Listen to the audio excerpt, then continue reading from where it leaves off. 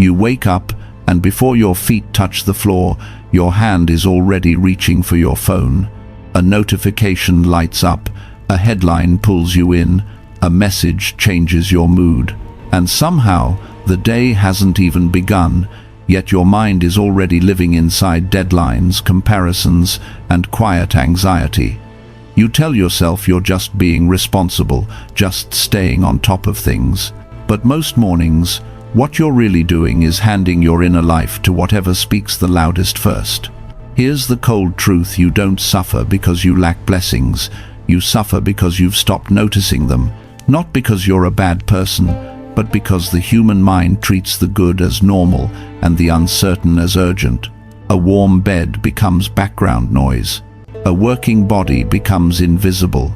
A person who loves you becomes expected. And the moment something is expected, it stops feeling like a gift. That's how you can be surrounded by enough and still feel empty. Marcus Aurelius saw this trap clearly. He wrote, "When you arise in the morning, think of what a privilege it is to be alive, to breathe, to think, to enjoy, to love." That isn't poetry, it's training. In Stoicism, gratitude is not forced positivity. It's not pretending everything is fine. It's a discipline that teaches your nervous system to stop treating every inconvenience as danger, and your mind to stop chasing peace as if it lives in the future. Modern psychology finally explains the mechanics. Negativity bias makes your attention hunt for threats, and hedonic adaptation makes yesterday's miracle feel like today's baseline. So you keep upgrading your life, but your mind keeps moving the finish line. Gratitude interrupts that loop. It brings your attention back under your authority. Less reactivity, less anger, less panic, more steadiness. Today we'll walk through 8 Stoic gratitude practices arranged like a day. They begin the moment you wake up, follow you through stress and setbacks, and close the evening with wisdom. You won't do all of them in 10 minutes. You plant them in the morning, and they shape how you live the rest of the day. If you're ready to stop sleepwalking through your mornings, stay with me. Subscribe to Stoic Current for more calm, disciplined philosophy you can actually practice. And write this in the comments. As your commitment, I choose gratitude daily. Number 1. Morning contemplation. See it before it's gone. Most mornings you move fast. You wake up late, rush through routine, and label everything around you as normal. Your body works, so you don't notice it. Your home shelters you, so it disappears into the background. The people you love are still there, so your mind assumes they always will be. Nothing feels special, not because your life lacks value, but because familiarity has dulled your perception. When everything feels ordinary, gratitude doesn't naturally arise. It has to be trained. Think of it like walking through a museum with your eyes glued to a checklist. You're so focused on what's next that you miss the masterpieces hanging inches from your face. Priceless things surround you, but your attention is elsewhere. That's how most people live their mornings, alive but not awake, present but not seeing. And the Stoics believed this blindness was one of the greatest causes of human dissatisfaction. Seneca understood this deeply when he wrote, "We suffer more often in imagination than in reality." What he meant was not just that we worry too much about the future, but that we mentally rehearse loss without ever using it wisely. We fear losing what we love, yet we never let that awareness sharpen our appreciation. Marcus Aurelius went even further. He reminded himself daily that everything he loved was temporary, including his own life. Not because he was pessimistic, but because he refused to live in a trance. Impermanence for the Stoics was not a source of despair. It was a wake-up call. Here's the psychological truth behind this practice. Your brain assigns value based on contrast. What feels secure becomes invisible. What feels threatened becomes precious. That's why people often don't appreciate their health until they lose it, or their relationships until they're gone. The Stoics didn't wait for tragedy to teach them this lesson. They borrowed loss in imagination so they could experience gratitude in reality. By temporarily removing something in the mind, they allowed its true value to reappear. This is the first morning practice. It takes 60 seconds, and it must be done before you touch your phone. Before the world tells you what matters, you decide. When you wake up, choose one thing you normally overlook: your ability to walk, the sound of someone you love breathing in the next room, the roof above you, your eyesight, your hands. Pick only one. Then for 30 seconds, imagine it is gone. Not dramatically, not cruelly, simply clearly. Imagine waking up tomorrow and it's no longer there. If it's a person, imagine the silence where their voice used to be. Not a story, not a tragedy, just the final moment you would hear them speak. Let that land. This is not self-torture. This is grief rehearsal in its most gentle form. You are not trying to break your heart. You are teaching it to see. In that brief discomfort, something sacred happens. The fog lifts. The thing you took for granted steps forward, vivid and alive. When you open your eyes, return to the present and say one sentence quietly and honestly: I still have today. That sentence changes how the day begins. Your coffee is no longer just caffeine, it's warmth. Your body is no longer just functional, it's capable. The person you'll speak to later is no longer guaranteed. They're a gift that exists right now. This is how the Stoics slowed their anger and softened their impatience. You don't lash out as easily when you remember how easily things can disappear. You don't need more life. You don't need a better morning routine, a new goal, or another achievement to chase. You need more awareness of the life you already have. This practice trains that awareness. 1 minute a day is enough to change your emotional baseline if you do it consistently. Carry this sentence with you today, not as motivation, but as perception. I notice what I used to ignore. Number 2. Present moment gratitude. What's here now? Most of your life doesn't disappear because it's bad. It disappears because you're not there for it. You drink coffee without tasting it. You shower without feeling the water. You walk from one room to another and can't remember why you went. Your body is moving, your schedule is progressing, but your attention is elsewhere. And then, at the end of the day, you say, time is flying. It is. But the deeper truth is that your mind is flying away from the only place you can actually live. The Stoics would say, your mind has become a time machine. It lives in what already happened and what might happen next.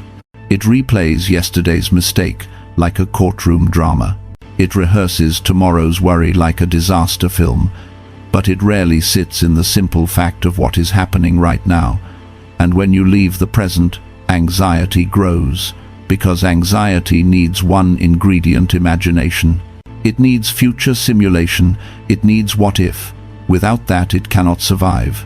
Marcus Aurelius put it bluntly: confine yourself to the present. Not because the present is always pleasant, but because the present is the only place you have authority. You can't control the past, you can't control the future, but you can control what you do with this breath, this step, this conversation, this moment. And gratitude in Stoicism begins when you stop arguing with reality and return to it. Modern psychology explains the mechanism. Your nervous system doesn't calm down through more thinking, it calms down through safety signals. And the fastest safety signal is sensory contact with the present. When you bring attention back to your body, to your breath, to what you can actually see and feel, your stress response downshifts. Not because your problems vanish, but because your brain stops sprinting through imagined futures. Presence is not a mood, it's a physiological state. That's why this practice is so simple. It doesn't require perfect silence. It doesn't require a meditation cushion. It takes 30 to 45 seconds, and you can do it while brushing your teeth, while waiting for your coffee, while opening your laptop. The point is not to escape your day. The point is to arrive inside it. Here is the 3 anchor return. The first anchor is breath. Take one slow inhale, then exhale longer than usual. Make the exhale slightly longer than the inhale. You're not doing this to be spiritual. You're telling your nervous system, we are not in danger. We are here. One breath is enough to interrupt the spiral. The second anchor is touch. Feel your feet on the floor. Notice the weight of your body. Feel the chair supporting you or the ground holding you. Don't analyze it, just register it. This is the part of you that lives in reality, not in imagination. Your mind can travel, your body cannot. When you feel your body, you return to the truth. The third anchor is sight. Look for one small detail that feels orderly, honest, or quietly beautiful. It could be light on a wall, a clean line of a window frame, the steam rising from your cup, the way a plant leans toward the sun. The goal is not to chase aesthetics. The goal is to teach your attention to notice what is stable and real. When your attention stops hunting only for problems, your life starts to feel less hostile. Do this in the morning not as a performance, but as a reset. While the toothbrush is in your hand, do one breath and feel your feet. While the kettle heats, do one breath and look at the light. Before you open your inbox, do one breath and feel the chair beneath you.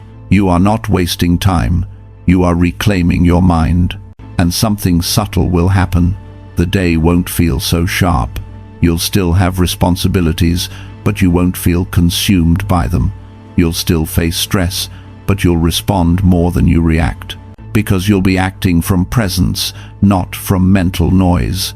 This is also where gratitude becomes real. Not a sentence you repeat, not a list you force, but a direct contact with what is already here. When you return to the present, you realize how much of your suffering was not in your life, but in your thoughts about life. And you realize how much goodness is available in the simplest things: a working breath, a steady floor, a quiet moment of order before the next demand arrives. Remember this line: gratitude is not a thought, it's a return to what is real, to what is here, to what you can actually live. And if you need one sentence to carry into the next hour, let it be this: I return to now. Number 3. Perspective. Shift the view from above. Right before you step into work, the mind loves to tighten. One email can feel like a verdict. One short reply can feel like rejection. One piece of criticism can erase 10 things you did well. And if you're not careful, you start measuring your worth by your inbox. You start living as if your value can rise and fall with notifications, meetings, and other people's moods. That's not productivity. That's emotional outsourcing. This is where the Stoics gave us one of the most powerful mental exercises ever created: the view from above. It sounds simple, almost poetic, but it's a weapon against unnecessary suffering. Because most stress is not the weight of your life. It's the narrowness of your perspective. The mind zooms in on one problem until it fills the entire screen, and then it calls that reality. Imagine you're standing inches from a painting. All you can see is a smear of color, a rough brushstroke, a flaw in the texture. You might even think the painting is ugly. But step back a few feet, and suddenly the image appears. The meaning returns. The flaw becomes part of a larger design. That's what perspective does. It doesn't deny your problems, it puts them back in proportion. Marcus Aurelius practiced this constantly because the weight on his shoulders was unimaginable. He ruled an empire during war and plague, betrayal, and political pressure. And still he wrote, "How small a part of the boundless and unfathomable time is assigned to every man, and on what a small clod of the whole earth you creep." That is not nihilism, it's liberation. He is reminding himself, you are not trapped inside the drama of this moment. Your life is larger than your current stress, and when you remember how small you are, you stop taking small things like they are gods. Here's the psychology underneath it. Stress increases when your cognitive zoom locks onto a single threat. The brain narrows its focus to solve danger. That's useful if you're escaping a fire. It's destructive if you're reading an email. When the brain stays zoomed in all day, your body stays in fight or flight. Zooming out resets the nervous system because it changes the story of the moment. It moves you from threat to perspective, from reaction to choice. So here's the practice, and I want you to do it in the morning, right before you enter the noise of work. It's called the 90-second orbit. You can do it sitting in your car, standing in the kitchen, or with your hand on your laptop lid before you open it. Close your eyes for a moment. Imagine you rise up above your body, not in a mystical way, just as a mental camera. First level, see the room you're in. See your body as one person in one room. Second level, rise above the building and see your neighborhood, your streets, your ordinary life happening among thousands of other lives. Third level, rise above the city. See the tiny lights. See the movement. See how your private worries are one small dot in a massive living system. Now, from that higher view, ask yourself 2 questions. The first is practical. Will this matter in a week? Not does it matter at all, but will it matter in a week? That question cuts through emotional exaggeration. Most things feel permanent when you're inside them. They aren't. They pass. The second question is deeper. What is still precious, even if this goes wrong? If the meeting goes badly, what remains precious? If someone misunderstands you, what remains precious? If you don't get the result you want today, what remains precious? The answer is always some version of what the Stoics told. For us to protect your character, your relationships, your ability to choose, your response, your time, your peace, your integrity. Bring your attention back to your body. Open your eyes and notice what just happened. Your problems didn't disappear, but their volume dropped. Your priorities got louder. That's the power of the view from above. It takes you out of panic and returns you to proportion. And here's something important. This isn't about becoming indifferent. It's about becoming accurate. It's about seeing clearly, so you stop spending your life force on what isn't worthy of it. When your problems shrink, your priorities become loud. You start treating your day like a place to practice virtue, not a battlefield for ego. Carry this affirmation into your morning. I see the true size of things. Number 4. Gratitude. Reversal. Find the gift in the obstacle. Somewhere in the middle of your day, something small goes wrong. A task takes longer than it should. A coworker sends a message with a tone you don't like. Traffic slows down. A client changes their mind. Your plan gets interrupted. And what happens next is almost automatic. Your mind tightens, your chest hardens, and a familiar story appears. Why is this happening to me? I can't handle this. I'm behind. I messed up. This day is ruined. It's rarely the obstacle that drains you. It's the interpretation. Because a small friction becomes a personal attack the moment you label it that way. And then you don't just solve a problem, you fight reality. That's when you lose peace. This is where Stoic gratitude becomes more than a morning feeling. It becomes a daily skill. The Stoics trained a practice that can flip your emotional response in real time. It's not positive thinking. It's not denial. It's gratitude reversal. The ability to find the gift hidden inside the obstacle without pretending the obstacle is pleasant. Think of an obstacle like a weight in a gym. A weight doesn't exist to punish you. It exists to reveal your current strength and to build more. If you pick it up with the right form, it makes you stronger. If you fight it with ego, you get injured. The obstacle is neutral. Your relationship to it determines what it becomes. Marcus Aurelius wrote one of the most famous lines in philosophy: "What stands in the way becomes the way." That is not a motivational poster, it's a method. The Stoic mind learns to treat resistance as instruction. The traffic is training your patience. The criticism is training your humility and focus. The delay is training your ability to stay steady without control. The difficult person is training your boundaries. Epictetus explained this in a way that cuts straight through modern complaining. He taught that people who irritate you are not interrupting your practice. They are your practice. The Stoics didn't want a life without friction. They wanted a mind that could turn friction into virtue. Because virtue, patience, courage, discipline, fairness is not something you talk about. It's something you produce under pressure. Modern psychology supports this. When something goes wrong, your brain makes an appraisal, threat or challenge. A threat appraisal says, "This will harm me and I can't handle it." Your nervous system braces, you get defensive, you narrow your thinking. A challenge appraisal says, "This is difficult, but I can respond." Your brain stays flexible. Your problem-solving improves. Your body doesn't flood itself with the same level of stress chemicals. The situation may be the same, but your internal state becomes completely different. Gratitude reversal is how you train that shift on purpose. Here's the 1-minute practice.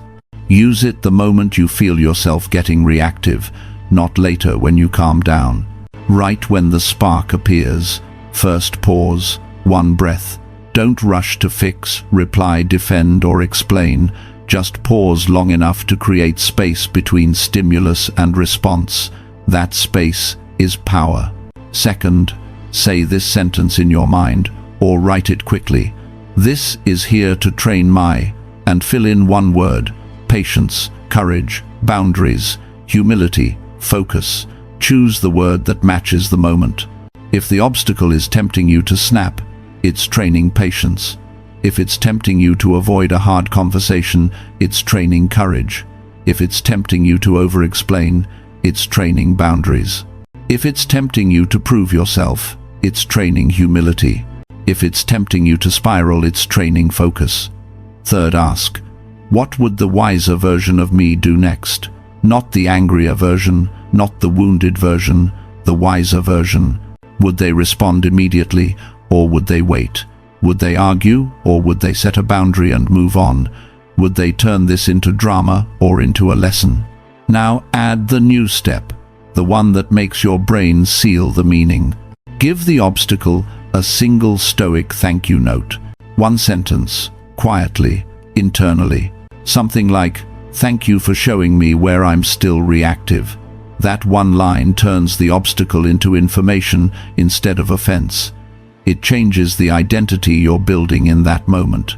You're no longer someone being attacked by life. You're someone being trained by life. And here's what happens over time. You stop wasting energy on friction that is inevitable. You stop demanding smoothness from a world that was never designed to be smooth. You start using reality as your teacher. And that creates a calm strength that people can feel around you. Remember this, obstacles don't steal your peace. Your interpretation does. The obstacle is just the weight. You decide whether it crushes you or strengthens you. Carry this affirmation into the rest of your day. I turn friction into strength. Number 5, gratitude for adversity. Thank what strengthened you. By late afternoon, the shine wears off. The day has taken its toll. Your shoulders feel heavier. Your thoughts get sharper and more negative. And if you're not careful, fatigue starts whispering lies that sound like truth. You're weak. You're falling behind. You're not built for this. Everyone else is handling life better than you. When you're tired, the mind becomes a harsh narrator. It tells a story where your struggle is proof of failure. The Stoics saw this moment as dangerous, not because you're broken, but because you're vulnerable to interpretation. They believed pain is real, but meaning is chosen.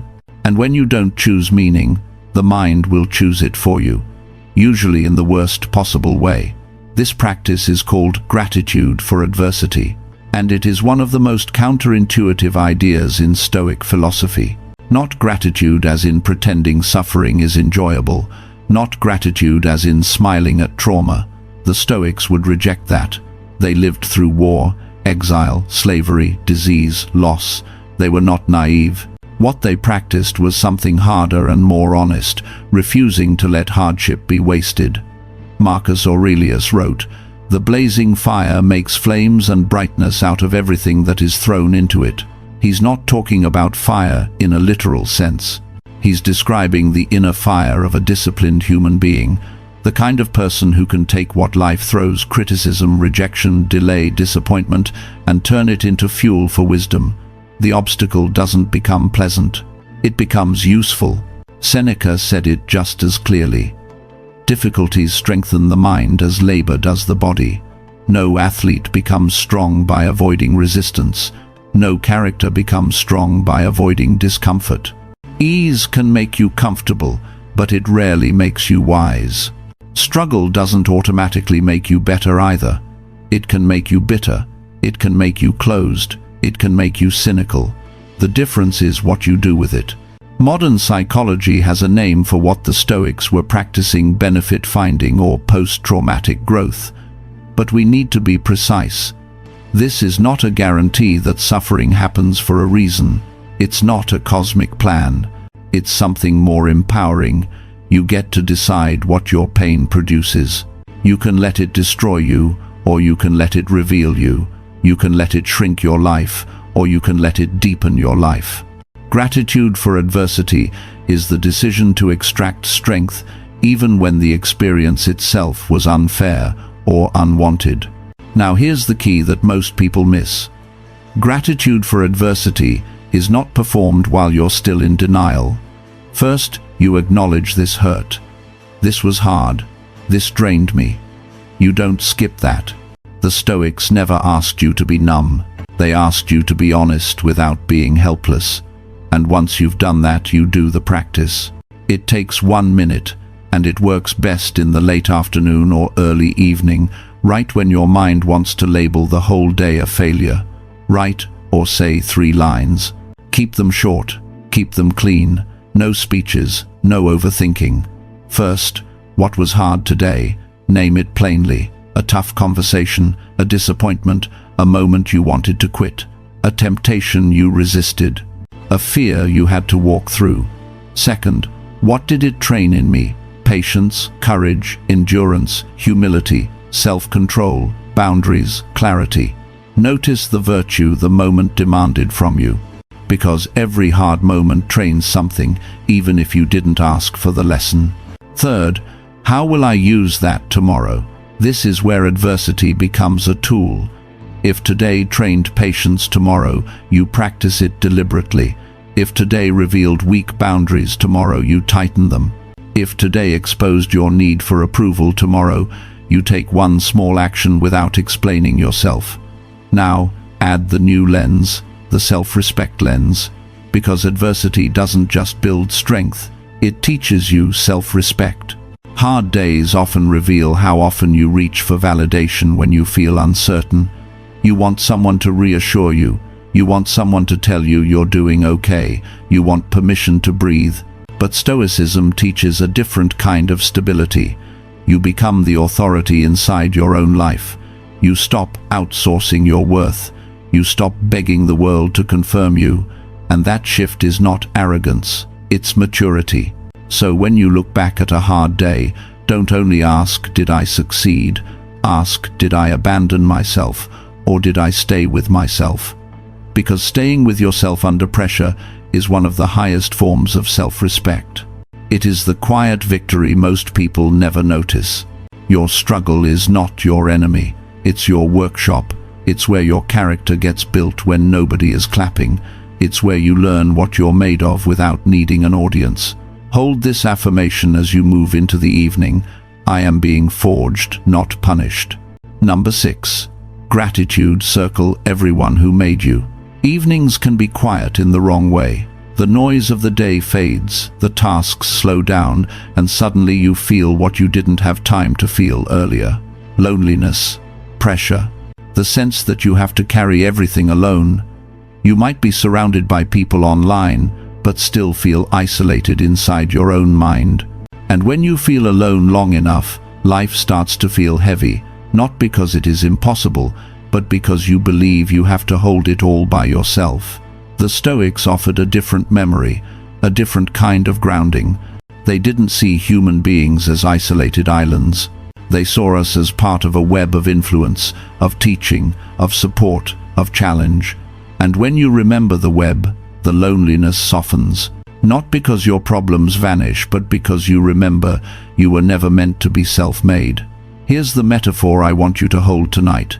You are a lamp, but the flame in you was lit by many other fires.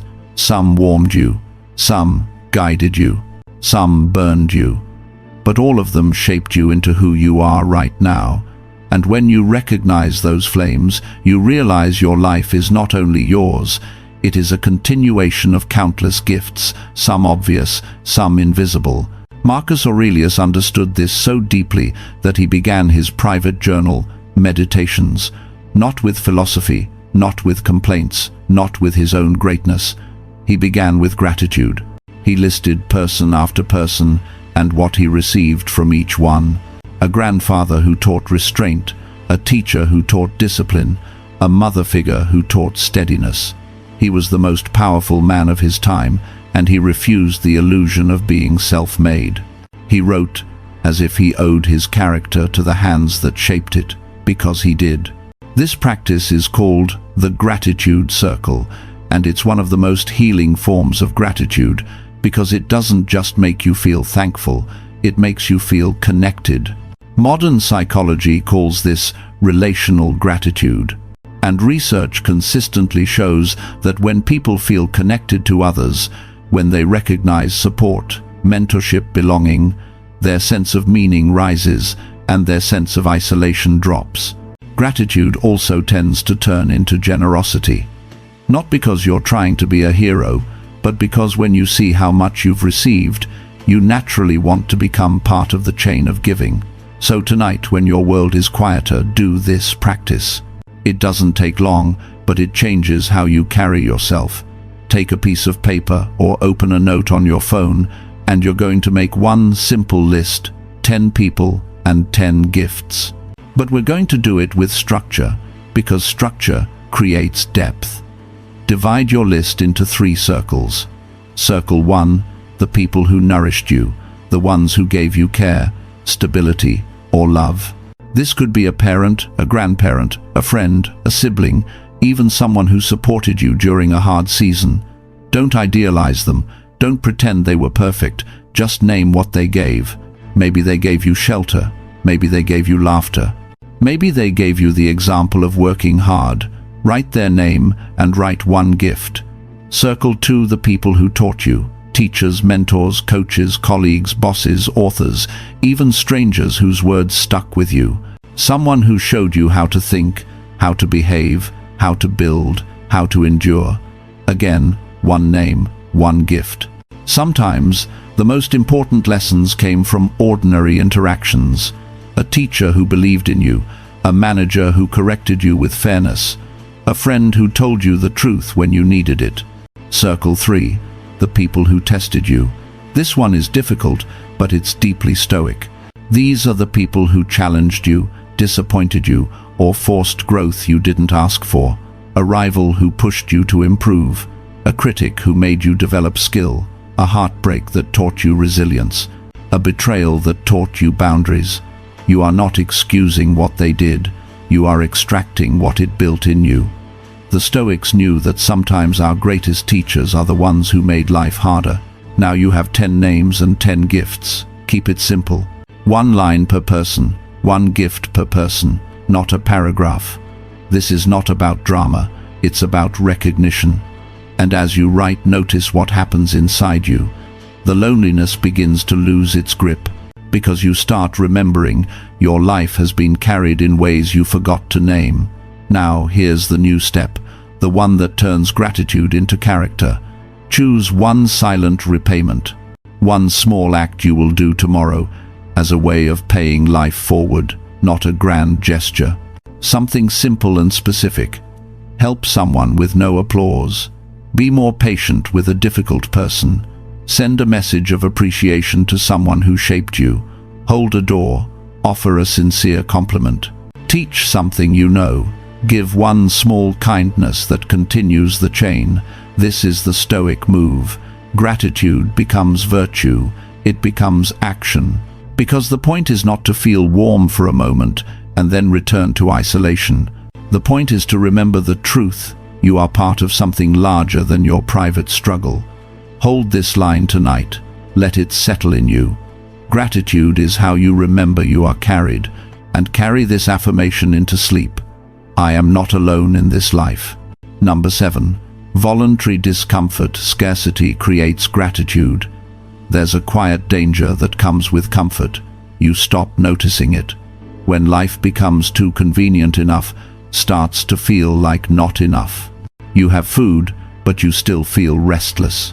You have a bed, but you still feel unsatisfied. You have options, but your mind keeps demanding more. Not because you're ungrateful by nature, but because your brain adapts. What once felt like luxury becomes baseline, and baseline becomes invisible. This is why Stoic gratitude can't rely on mood alone. It needs a system, and this practice is not something you do every night. It's a periodic dose 1 or 2 times a week, designed to keep your senses awake. The Stoics called it voluntary discomfort. I'll call it a scarcity reset. Not to punish you, not to prove anything, but to restore perspective before your mind goes numb. Think of your gratitude like taste. If you eat the richest, sweetest meal every single day, it stops tasting rich. It becomes normal. It becomes dull. The same happens with comfort. When everything is always available, you lose the ability to feel how good it is. But when you remove something for a short time, the value returns. Scarcity makes the ordinary vivid again. Seneca, one of the wealthiest men in Rome, practiced this regularly. He wrote about setting aside certain days to be content with the cheapest food and rough clothing, while asking himself, "Is this the condition that I feared?" That line matters, because he wasn't trying to suffer for its own sake. He was training fear out of his body and training gratitude back into his perception. He wanted to remember, I am still okay with less. I am still myself without luxury. And because he could live with less, he could appreciate more without clinging. Modern psychology calls the same mechanism hedonic adaptation. The brain quickly returns to a baseline after good changes, and then it starts craving another hit. That's why constant comfort can create constant dissatisfaction. But the research also shows something powerful. Deprivation reset temporarily. Giving up something you normally enjoy can increase appreciation and well-being when you return to it. Your nervous system and attention reawaken.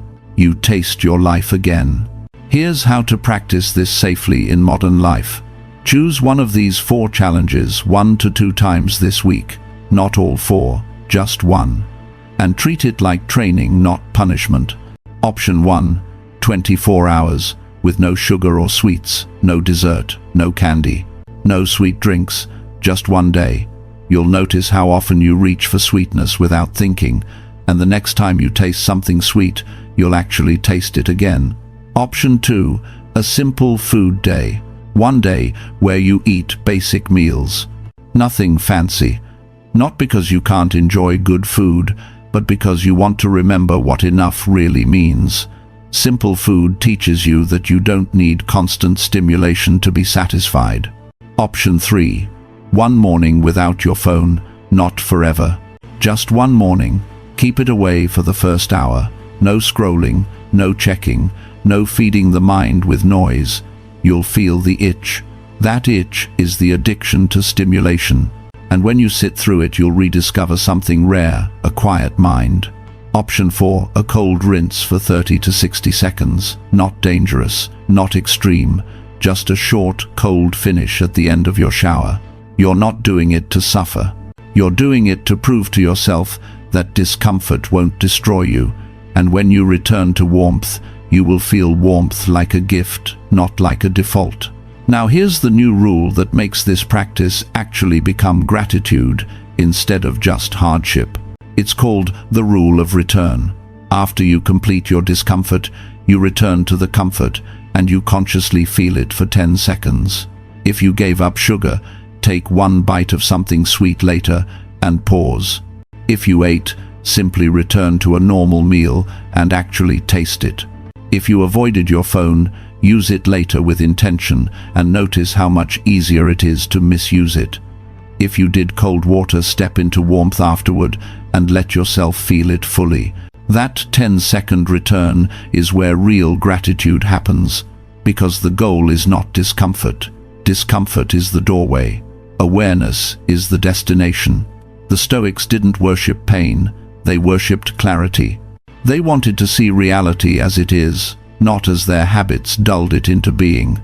When you practice this once or twice a week, something changes over time. You become less entitled to ease. You become less fragile when life gets hard. You stop acting like comfort is your right, and you start experiencing it as a privilege.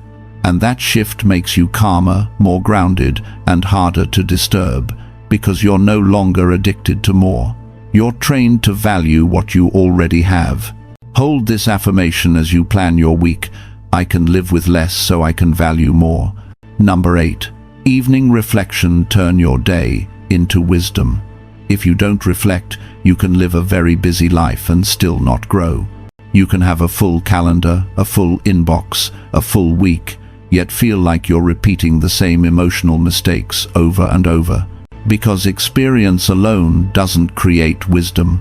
Reflection does. Without it, your days become noise. You move, you do, you react, you collapse, and then you start again. Not as a new person, just as the same person on a new date. Think of your life like a book. If you flip pages all day but never absorb what you read, you're not learning, you're just turning paper. That's what many people do with time. They turn pages. They call it productivity. But nothing sinks in. No lesson becomes character. No moment becomes meaning. And when life doesn't become meaning, it becomes weight. The Stoics built a practice to prevent that, not to judge themselves, not to shame themselves, but to train themselves. Seneca described it in a way that still feels intimate and human 2,000 years later. He wrote that when the light is removed and the world is quiet, he examines his entire day, what he did, and said, hiding nothing from himself, passing nothing by. That wasn't guilt. That was self-leadership. A ruler of the self cannot be afraid to look. This is why the evening reflection is one of the most powerful gratitude practices you can do, because it transforms the day you already lived into wisdom you can carry into tomorrow. It teaches you to notice growth, recognize leaks, and find the gift that was hidden in ordinary hours. Do this 10 minutes before sleep. Not in bed while scrolling. Not with distractions running. Just 10 minutes of clean attention. You can write in a journal, or you can sit in silence and answer honestly in your mind. But writing is stronger because it turns vague feelings into clear language, and clear language turns into change. Here are the 3 questions. They are simple, but they are not shallow. If you answer them with honesty, they will rewire you over time. First question: what did I do well today? This isn't arrogance, it's accuracy. Most people are experts at tracking their failures and beginners at recognizing progress. But the Stoics believed that virtue grows where attention goes. So you name the moments where you acted with character. Maybe you stayed calm when you could have snapped. Maybe you showed up even when you didn't feel like it. Maybe you kept your word. Maybe you chose a healthy decision when the easy decision was available. Write one specific example. The goal is to build an identity that is grounded in reality, not in self-criticism. Second question. This is the twist. Where did I leak my energy? Not what did I do wrong, because that can become a shame spiral. This question is more stoic and more useful. Energy leaks are where your attention, emotion, or time escaped your control. Where did you give too much to something that didn't deserve it? Maybe you scrolled longer than you wanted. Maybe you over-explained yourself to someone committed to misunderstanding you. Maybe you worried about things you couldn't influence. Maybe you said yes when you meant no. Maybe you replayed a conversation in your head until it stole your peace. Identify the leak without judgment. You're not punishing yourself. You're mapping the system. And here's why it matters. Your brain learns through rehearsal. When you name an energy leak at night, your mind doesn't just record it. It starts preparing a different response for tomorrow. This is what psychology calls the rehearsal effect. You're building a new automatic pattern. You're telling your brain, next time we do it differently. That's how change becomes practical instead of inspirational. Third question: what tiny moment was a gift today? This is where gratitude becomes real. And the key is specificity. Not my family or my health in a generic way.